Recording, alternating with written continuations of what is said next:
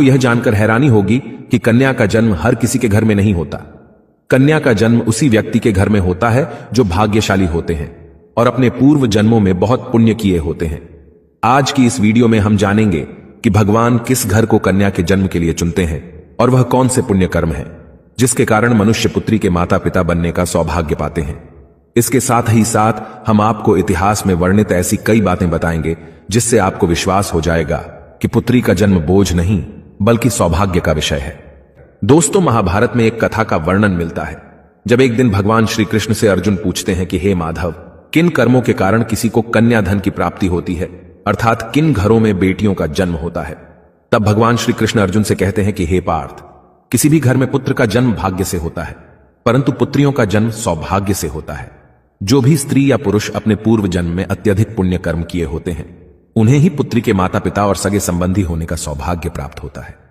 इतना ही नहीं, पुत्रियों के जन्म के लिए उन्हीं घरों को चुना जाता है जो पुत्रियों का भार सहन कर सके, क्योंकि तीनों लोकों में स्त्री अर्थात पुत्रियां ही ऐसी होती हैं जिनका भार हर कोई नहीं उठा सकता। क्योंकि जिस पुत्री को कई वर्षों तक अपना मानकर रखा जाता है, एक दिन उसका दान कर पाना सबके लिए संभव ही नहीं होता। वो पुत्रियां ही होती हैं जो घर वालों और अपनों की खुशी के लिए अपना हर एक चीज न्यौछावर कर देती हैं।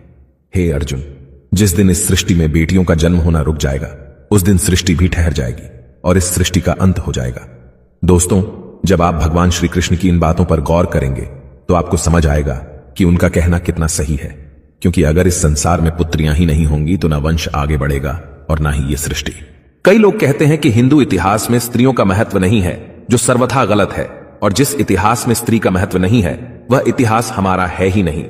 धन की देवी लक्ष्मी हो, दुर्गा हो या घोर रूप में महाकाली हो, नारी सर्वस्व पूजी गई हैं। दोस्तों, कहते हैं कि लड़कियां लड़कों से कम नहीं।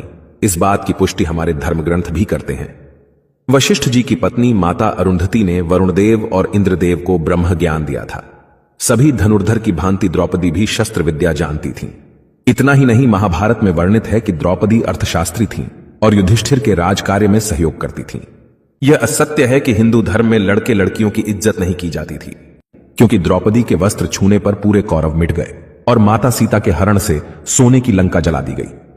दोस्तों, जब रामायण में भगवान राम शिव जी का धनुष तोड़ देते हैं तो राजा जनक विवाह के लिए दशरथ जी को बुलावा भेजते हैं।